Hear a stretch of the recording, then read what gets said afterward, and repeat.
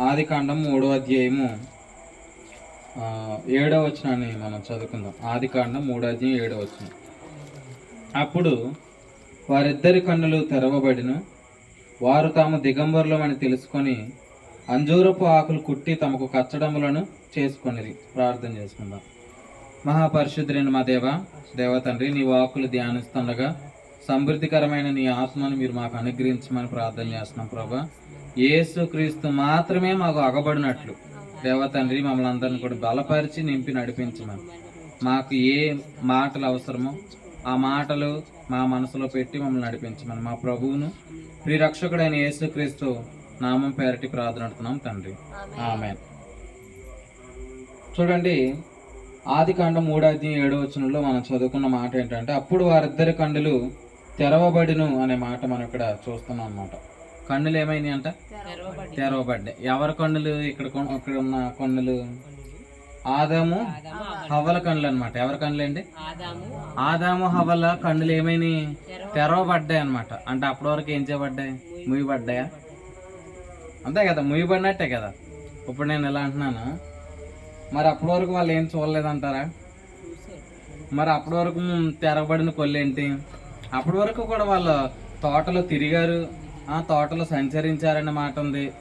కానీ ప్రభు ఇక్కడ మాట్లాడుతున్న మాట ఏంటనంటే, వారిద్దరి కన్నులు తెరవబడిన దానిని ప్రభు ఇలా చెప్పాడు, మంచి చెడ్డలు ఎరిగినట్లు వారు జ్ఞానము కలిగిన వారు అయ్యారనమాట. అంటే ఎప్పుడైతే కన్నులు తెరవబడ్డాయో ఆ కన్నులను ఏమంటున్నాడంటే, మంచి చెడ్డలు తెలివినిచ్చు జ్ఞానము. చాలాసార్లు మనం ఏమనుకుంటాం, ఏ విషయానికి వెళ్ళినా మంచి చెడ్డలు చూడాలి అనుకుంటారు లేదు. పెద్దలు ఏమంటారు, మంచి చెడ్డలను చూసుకోవాలి కదా అని అంటారు కదా. కానీ దేవుడు ఇలా అంటున్నాడు ఏంటంటే, మంచి చెడ్డలు తెలివినిచ్చే జ్ఞానం ఏం కాదంటే మంచిది కాదు. అదేంటండి అంత మాట అన్నారంటే, మరి అంతే. మరి ఎందుకనంటే మంచి చెడ్డల జ్ఞానం ఎప్పుడు వీళ్ళు పొందుకున్నారు? పండు తిన్న తర్వాత పొందుకున్నారా? పండు తినకముందు పొందుకున్నారా? హెప్సిబా గారు, పండు తిన్న తర్వాత తినకముందా? పండు తిన్న తర్వాత పొందుకున్నారు. దేవుడు పండు తినమన్నాడా? లేదు. దేవుడు ఇలా అన్నాడు, ఏమని? మీరు ఆ పండు దినమున నిశ్చయముగా చచ్చేదరని దేవుడు ముందుగానే చెప్పాడు. ఇప్పుడు దేవుడు తినొద్దన్న పండు వీళ్ళు తిని తెచ్చుకున్న జ్ఞానమే మంచి చెడ్డల జ్ఞానము. చాలాసార్లు మనం అనుకుంటాం ఏంటంటే, మరి మంచి చెడ్డలు తెలిసినప్పుడే కదా ఈ లోకంలో సొసైటీలో మనం బ్రతకగలుగుతాం అని అనుకుంటాం. కానీ ఈ జ్ఞానం అనేది శాపం ద్వారా వచ్చిన జ్ఞానం అని ప్రభు చెప్తున్నాడు అనమాట. వాటిని ఏమన్నాడంటే, వారి కన్నులు తెరవబడ్డాయని చెప్తున్నాడు. కాకపోతే వారి కన్నులు ఇక్కడ తెరవబడినట్టుగా మనం చూస్తున్నాము. కానీ ఎఫెసీయులకు రాసిన పత్రిక 4:17లో ఇలా వ్రాయబడింది ఏంటంటే, దేవుని విషయమే వారు జీవాన్ని కోల్పోయారు అనే మాట మనం చూస్తున్నమాట అండి. అంటే తెరవబడిన కన్నులు ఏ విషయంలో తెరవబడ్డాయని అంటే, శరీరాన్ని బట్టి జీవించే జీవితం విషయంలో వారి కన్నులు తెరవబడ్డాయన్నమాట అండి. అంటే వీళ్ళకి ఇప్పుడు ఏం తెలుసు? పాపం అంటే ఏంటో తెలుసు. అప్పటి వరకు వీళ్ళకి పాపం అంటే ఏంటో తెలుసా? తెలీదు. చూడండి, అబద్ధం అంటే ఏంటో ఇప్పుడు తెలుసు. ఎప్పుడు? పండు తిన్న తర్వాత. తినకముందు వీళ్ళకి తెలుసా? వీళ్ళకి ఏమీ తెలీదు. వీళ్ళకి తెలిసింది ఒకటే, ఏంటి? మంచి ఏంటో అది మాత్రమే తెలుసు, చెడు ఏంటో తెలియదు అనమాట. అదేంటి? మనిషికి ఏంటంటే, ఒక విషయాన్ని మీరు ఆలోచించేయండి, దేవునికి మంచి చెడ్డలు తెలుసు, మనిషికి కూడా మంచి చెడ్డలు తెలుసు. మరి దేవుడు పరిశుద్ధంగా ఉన్నాడు, మనిషి ఎందుకు ఉండలేకపోతున్నాడు? అదే మరి. అందుకే దేవుడు అంటున్నాడు ఏంటంటే, మనిషికి మంచి తెలిసిన మనిషి చేయలేడు అనమాట. కానీ దేవుడు చెడు తెలిసిన చెడు ఆయన చేయడు. కానీ ప్రభు ఇలా మాట్లాడుతున్నారు. ఆ మాటను మనం గమనించాలి. ఏంటంటే, వారి కన్నులు తెరవబడ్డాయి. ఈరోజు కొత్త నిబంధన బట్టి ప్రభు మనతో ఒక విషయాన్ని జ్ఞాపకం చేస్తున్నాడు. ఏంటంటే, ఆయన మన కన్నులు తెరుస్తాడు. ఏం చేస్తాడు? మన కన్నులు తెరుస్తాడు. కన్నులు తెరవడం వల్ల ఉపయోగం ఏంటి? కన్నులు తెరవబడితే ఏం చేస్తాం ఏమండి? ఇప్పుడు మీరు తెరిచే ఉన్నారా కళ్ళు? ఉపయోగం ఏంటి దానివల్ల? నేను మీకు కనబడుతున్నానా? నేను కనబడుతున్నానంటే మీ కళ్ళు తెరిచి ఉన్నాయా అంటే, కళ్ళు తెరవబడ్డాయి అంటే అర్థం ఏంటి? చూడడానికే కదా. ఇప్పుడు చూడడానికే కళ్ళు తెరవబడ్డాయి. ఇప్పుడు దేవుడు కూడా ఏం చేస్తానంటున్నాడు? మన కళ్ళు తెరుస్తాను అంటున్నాడు. కళ్ళు తెరవబడడం అంటే అర్థం ఏంటంటే, యేసు ప్రభుల వారే నిజమైన దేవుడు, ఆయన సత్యంలోనికి ప్రభు మనల్ని నడిపిస్తాడు. చూడండి, యేసుక్రీస్తునందే నేను నీతిమంతుడిగా తీర్చబడతాను అని సత్యంలోనికి ప్రభు నడిపిస్తాడు. యేసుక్రీస్తులోనే నాకు జీవితం ఉంది అనే సత్యంలోనికి ఆయన మనల్ని నడిపిస్తాడు. దీన్ని ఏమన్నాడు? కళ్ళు తెరవడం అంటే నేను నీతిమంతుని అవ్వాలంటే నేను ఏదో చేస్తే కాదు, దేవుని సేవకులు తెలియపరుస్తున్నట్టుగా, ఆయన వాక్కును తెలియపరుస్తున్నట్టుగా నేను యేసుక్రీస్తుని నమ్మితే నీతిమంతుని అవుతాను అనేటటువంటి కళ్ళు ఏమవుతాయంట? తెరవబడతాయంట. ఆయనే వాటిని తెరుస్తాడు అని అంట. మనం చూస్తాం ఏంటనంటే దేవుడు లూదియా హృదయాన్ని తెరిచాడు అనమాట. అంటే దేవుడు చిత్తం ఏంటనంటే మనము కళ్ళు తెరవబడాలని ప్రభు కోరుకుంటున్నాడు అనమాట. అయితే ఈరోజు ఒక విషయాన్ని మీకు జ్ఞాపకం చేస్తాను.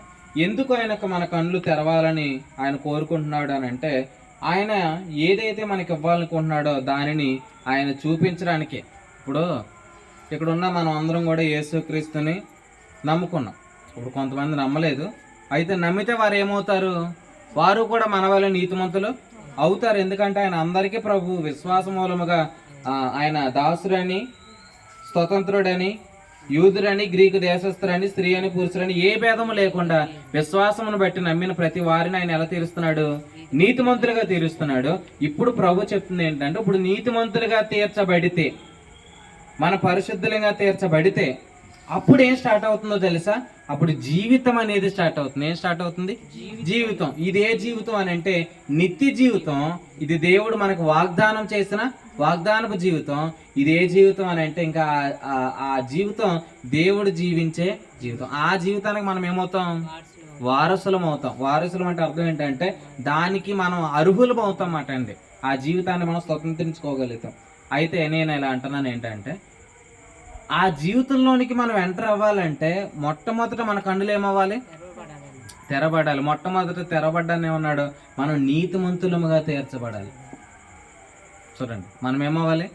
నీతిమంతులుగా తీర్చబడాలి. ఇప్పుడు నీతిమంతులుగా తీర్చబడిన వాడే దీనికి అర్హుడు. యేసుక్రీస్తులో ఉన్న జీవానికి అర్హుడు. ఇప్పుడు ఇలా అంటున్నాను ఏంటంటే, ఇక్కడున్న మీరందరూ కూడా, ప్రభుని విశ్వసించిన వారందరూ కూడా, నీతిమంతులుగా తీర్చబడిన వారందరూ కూడా యేసుక్రీస్తులో ఉన్న జీవానికి మీరు ఎవరని అంటే వారసులు. ఇప్పుడు మీ జీవితాన్ని ఆయన ఏం చేస్తాడో చూపిస్తాడు. ఇప్పుడు ఈ ఇల్లు నాదేరా, ఈ స్థలం నాదేరా, లేకపోతే ఇదిగో ఇక్కడ కట్టిన బిల్డింగ్ మందేరా అని ఎవరితో అంటాం? ఎవరు దానికి వారసులో? వారితోనే అంటాం. అంతే కదండి. దారిని పోయిన వాళ్ళందరితో చెప్పం కదా. అంటే ఎందుకు చెప్తున్నా? వాళ్ళలో కూడా దీనికి అర్హులే అనే ఉద్దేశంతో వాళ్ళతో మనం ఇదిగో ఇది నీదే, ఇది నీదే, ఇది నీదే అని మనం చెబుతాం. అలా దేవుడు కూడా ఏమంటున్నాడు? దేనికి మనం వారసులం అయ్యామో దానిని ప్రభు మనకు ఇప్పుడు ఏం చేస్తాడంట? చూపిస్తాడు. ఆదికాండంలోనికి రండి.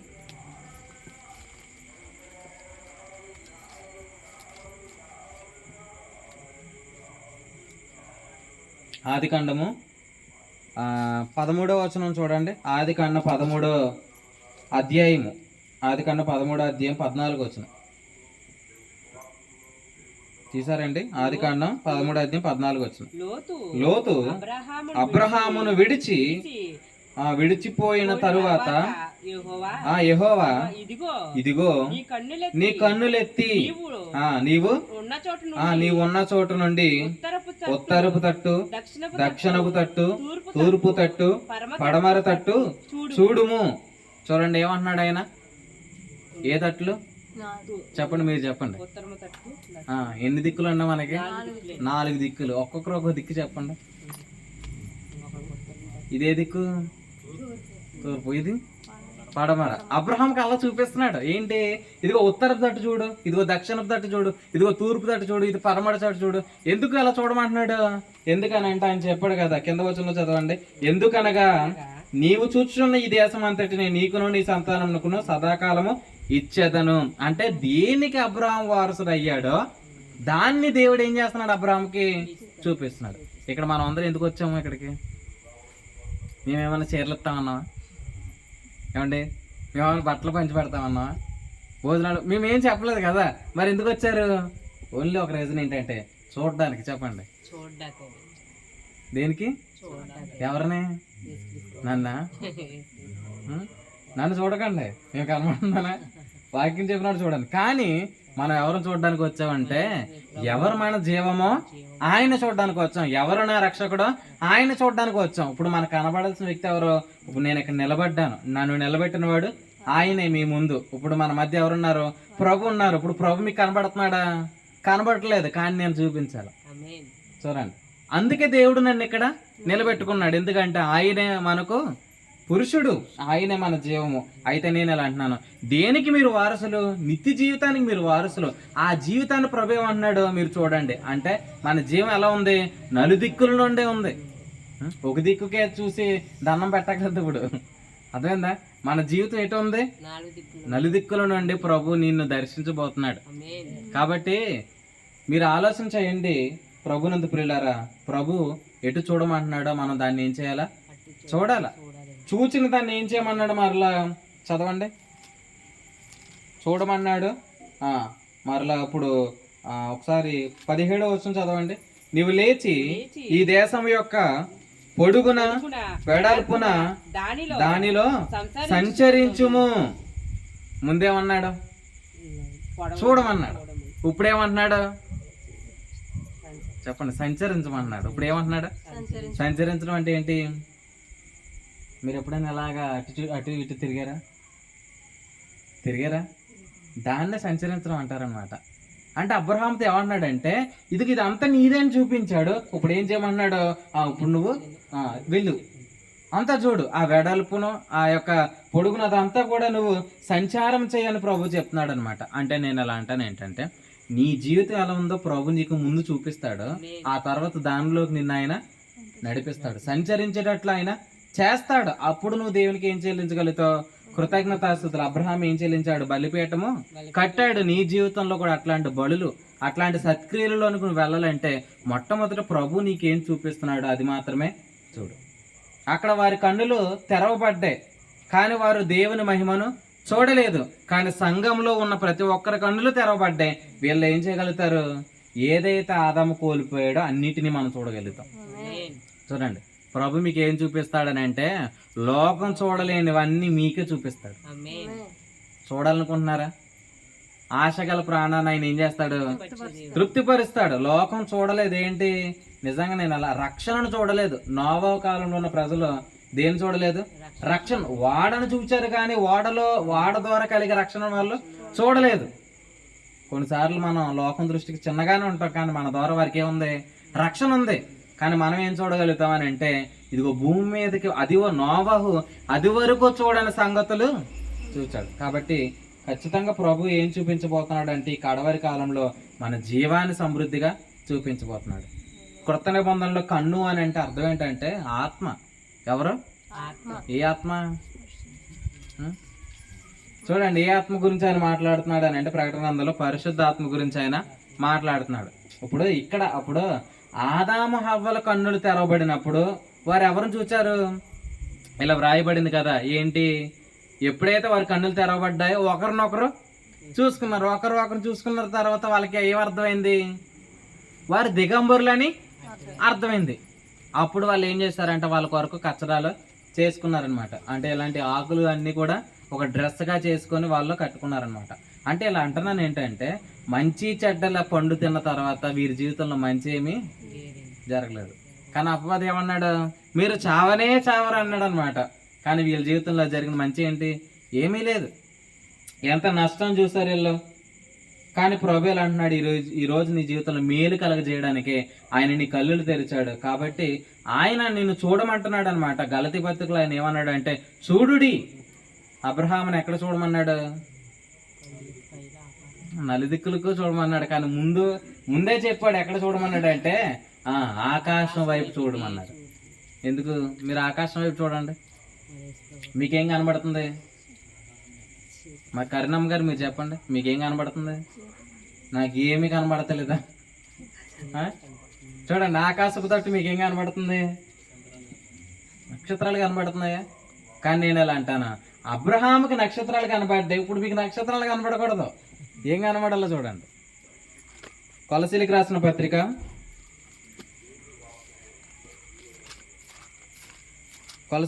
పత్రిక 3వ అధ్యాయము ఈ మాట చెప్పి నేను ముగించేస్తున్నాను. 2వ వచనం, పైనున్న వాటి మీదనే గాని భూ సంబంధమైన వాటి మీద మనసు పెట్టుకొనకుడి, ఆలయనగా మీరు వృత్తి పొందిదిరి. ఎక్కడ పెట్టమంటున్నాడు మన మనసు? పైనున్న వాటి మీదనే. పైన ఉంది పరలోకం ఉంది. పరలోకంలో ఎవరున్నారు? మన ప్రభు ఉన్నాడు. మన ప్రభు ఎవరు?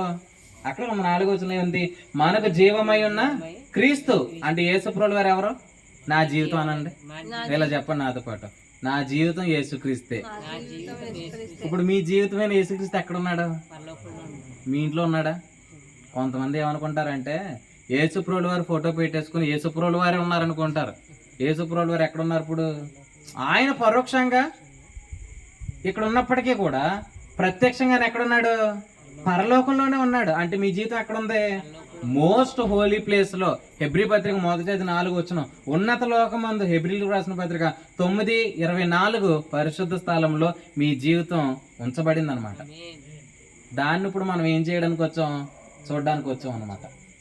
ఇక్కడ ఎవరినో చూడడానికి మనం రాలేదు. ఎవరిని చూడడానికి వచ్చాం అంటే మన జీవాన్ని చూడడానికి వచ్చాం. ఆ జీవంలో ఉన్న సర్వాన్ని చూడడానికి పైనున్న వాటిని అన్నాడు అనమాట. అంటే క్రీస్తులు ఏమున్నాయి? మనకు కావలసినవన్నీ ఉన్నాయన్నమాట. తమ్ముడు నీ పేరేంటి? సుందర్రావు. ఇప్పుడు సుందర్రావు కావలసినవన్నీ ఎక్కడ ఉన్నాయి? యేసుప్రభుల వారు ఉన్నాయి. ఇప్పుడు సుందర్రావు ఎక్కడ చూడాలి? ఇప్పుడు అబ్రహాం ఎక్కడ చూశాడు? ఆకాశంలో చూసినప్పుడు అబ్రహాంకి ఏం కనబడ్డాయి? నక్షత్రాలను కనబడ్డాయి. ఇప్పుడు నక్షత్రాలు కనబడితే ఏమన్నాడు దేవుడు? నీ సంతానమే అలా ఉంటుంది అన్నాడు అనమాట. ఇప్పుడు మీరు పరలోకంలో చూసి పరలోకంలో మీ జీవితం ఎంత గొప్పగా ఉందో మీరు ఊహించండి. ప్రభు అంతకంటే గొప్పగా చేస్తాడు.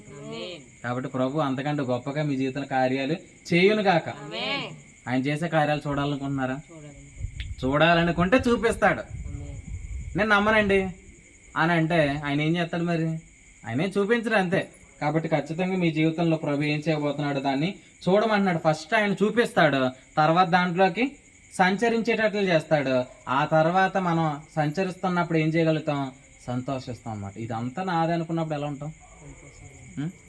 అప్పుడు ఎంత సంతోషంగా తిరుగుతాం. అట్లాంటి నిర్భయంగా పండ్లన్నీ తిన్నప్పుడు దేవుడు ఏమన్నాడు? నువ్వు ఈ తోటలో ఉన్న ప్రతి ఫలాన్ని ఎలా తిను? నిర్భయముగా తిన అన్నాడు అనమాట. అట్లాంటి ధైర్యంగా నువ్వు జీవించగలుగుతావు. ఇప్పుడు నీ జీవితంలోనే ప్రతి రోజు నువ్వు ధైర్యంగా ఉండగలుగుతావు, ప్రతి క్షణం నువ్వు ధైర్యంగా ఉండగలుగుతావు, ప్రతి చోట నువ్వు ధైర్యంగానే ఉండగలుగుతావు. అట్లాంటి ధైర్యం ఎప్పుడు కలిగిద్ది? నా జీవితం ప్రభువే అని అనుకున్నప్పుడు నీ జీవితం ఆ ధైర్యం ఉంటుంది. నా బలమైన ఆ ధైర్యం అనుకున్నప్పుడు నీ జీవితం ఉండదు. ఎందుకు? నువ్వు బలహీనుడు అయిపోతావు. అప్పుడు మన బలాన్ని బట్టి ఏమనుకోలేము? మన జీవితాన్ని ఇంకా ఎక్స్పెక్ట్ చేయలేము అనమాట. ఇంకా వదిలేండి, ఇంకా వదిలేయండి అంతే, ఇలాగంటావు అంతే. ఇక మన వల్ల ఏమవుతుందంటే మనం ఎంత అండి అనుకుంటాం లేదా? నువ్వు అలా అనుకుంటున్నావంటే అర్థం ఏంటి? ఇప్పుడు ప్రభువును చూడాల్సిన కన్నులు ఎక్కడ తిరిగినాయి? నీ వైపు తిరిగినాయి. మన కన్నులు మన వైపు ఉండాలా? ప్రభు వైపు ఉండాలా? ప్రభు వైపు తిప్పుకోండి. అప్పుడు మనం ఎలా ఉంటాం? సంతోషంగా ఉంటాం. మన వైపు తిరిగింది అనుకోండి, ప్రతిదానికి బాధపడతాం. అంతే కదా? ఆవిడ అలా ఉందండి, ఇతడు ఎలా ఉన్నాడండి. ఇది కాదు, ప్రభు ఎలా ఉన్నాడు, ఆయనలో ఏముంది. కాబట్టి అది మాత్రమే మనకి. ఒకరోజు ఒక ఆవిడ అడిగింది ఏంటంటే, వేరు ప్రియుని కన్నా నీ ప్రియుని శ్రేష్టత ఏమిటని సొలొమోను అడిగినప్పుడు ఆమె ఏమంది? నా ప్రియుడు ధవలవరుణుడు, అతికాంక్షణీయుడు, 10,000 మందిలో కూడా గుర్తించదగిన వాడని ఆమె మాట్లాడింది. మరి నువ్వేం చూస్తున్నావని నేను మిమ్మల్ని అడిగితే మీరేం చెప్పగలుగుతారు? ఆయన మీకేం చూపిస్తున్నాడు అది మాత్రమే. మీ లైఫ్ను ఊహించండి ఒకసారి. ఒక నెలలో మీ లైఫ్ ఎలా ఉండబోతుందో తెలుసా? దాన్ని మీరు ఊహించండి. మీరు ఏదైతే ఇమాజిన్ చేస్తున్నారో దాన్ని మీకు ప్రభు చూపిస్తాడు. కాబట్టి కలలుగానండి వాటిని సహకారం చేసుకోండి అని ఒక ఆయన అన్నాడు. నేను ఎలా అంటాను? మీరు కలలుగానండి, ఆయన సహకారం చేస్తాడు. కాబట్టి చిన్న కళలు కనకండి, పెద్ద కళలే కానండి. ఎందుకంటే ఆయన చాలా పెద్దోడు, ఆయన పెద్దోళ్ళకే పెద్దోడు. కాబట్టి ప్రతి కళను కూడా ఆయన నెరవేర్చ సమర్థుడిగా ఉన్నాడు. కాబట్టి ఇట్టి కన్నులు ఇచ్చిన ప్రభుకు స్తోత్రం. కాబట్టి మీ జీవితంలో ప్రభు ఇప్పుడు ఏం చూపించబోతున్నాడు అంటే ఆయన చేయబో కార్యాలు, సంభవింపబోవు సంగతులు ఆయన మీకు తెలియజేయనంటే సంభవింపబోవు సంగతులే, సంభవింపబోవు కార్యాలు. చెప్పండి ఈ లోగన 2 సార్లు చెప్పండి. సంభవింపబోవు సంగతులే, సంభవింపబోవు కార్యాలు. ఇప్పుడు మీరు చెప్పండి.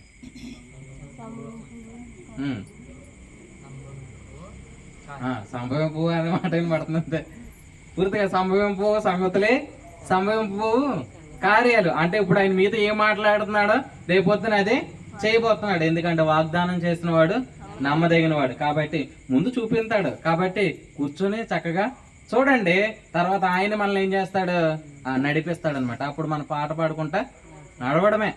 అప్పుడు ఏ పాట పాడతారు, నడిపిస్తావు నా దేవుడు, అంతే. ఇంకా ఆ పాట పాడుకుని మనం మన శ్వాసంలోకి సాగిపోవడమే. కాబట్టి మీరు ఇప్పుడు చేయాల్సిన పని ఏంటి, చూడండి. చూడాలంటే కళ్ళు మూసుకుంటే చూడగలుగుతామా, చూడలేం. కాబట్టి ఎవరు నిద్రపోకండి. కాబట్టి ఖచ్చితంగా ఆయన మీకు చూపిస్తాడు. లేఖనాలలో ఉన్న ప్రభునే మనం ఇప్పుడు స్పష్టంగాను తేటగాను మనం ఇప్పుడు నేర్చుకుంటాం. ఇటు గొప్ప ధన్యతనిచ్చిన ప్రభుకి స్తోత్రాలు చెల్లించుకుంటూ నా మాటలు ముగిస్తున్నాను. చిన్న ప్రార్థన చేసుకుందాం. సర్వకృపానిధి మా కన్న తండ్రి, కృపగల దేవ, మాట్లాడిన ప్రతి మాట నీ మాటే అని ఎరిగి అబ్రహాంకు చూపించావు, అబ్రహాంను సంచరించేటట్లు చేశావు. కానీ నా ప్రభా, కొంతమంది చూడాలనుకుంటారు కానీ అందులో ప్రవేశించలేరు. కానీ నువ్వేదైతే చూపిస్తావో ప్రతి దాంట్లోనికి మమ్మల్ని నడిపించబోతున్నావు. నీకు వందనాలు దేవా. తేటగాను స్పష్టంగాను చూచి సంతోషించినట్లు కృప చూపించమని. ఎందుకంటే దాంట్లోకి ఇప్పుడు మమ్మల్ని ఇప్పుడు ప్రవేశించబోతున్నారు. తూర్పు తట్టును, ఉత్తరపు తట్టును, దక్షిణపు తట్టును, పడమర తట్టును చూడమని ఏదైతే దేని చూపిస్తున్నావో అదంతా మీదే అని నీవు అంటున్నావు ప్రభా. నీకు స్తోత్రాలు. ఏదైతే నా తండ్రి మేము అనుకున్న నలుదిక్కుల నుండి ప్రభా మీరు మమ్మల్ని బలపరచబోతున్నారు. మా శత్రువు నలుదిక్కుల నుండి ఉన్నాడు అన్నట్టుగా ఈరోజు సమాజం అనుకుంటుంది, కానీ నలుదిక్కుల నుండి మా ప్రభువే మమ్మల్ని కాపాడబోతున్నారని దేవ మీరు మాతో మాట్లాడుతున్నారు. నీకు వందనాలు, స్తుతులు, స్తోత్రాలు ప్రభా. దేవ మీరు మమ్మల్ని బలపరిచి ఇంకాను ముందుకు సాగజేయమని, నీ కృప ఇంకా సమృద్ధిగా కుమరించమని, ఈ కుటుంబానికి మేలుకరంగా కూడిక రక్షణార్థమగునుగా కానీ మా ప్రభువును ప్రిరక్షకుడైన యేసు క్రీస్తు నామం పేరటి ప్రార్థన అడుగుతున్నాం తండ్రి. ఆమేన్, ఆమేన్, ఆమేన్. శ్రద్ధగా మీ అందరికి కూడా వందనాలండి. దేవుడు మిమ్మల్ని దీవించనుగా ఆశీర్వదించను గాక. ఆమేన్.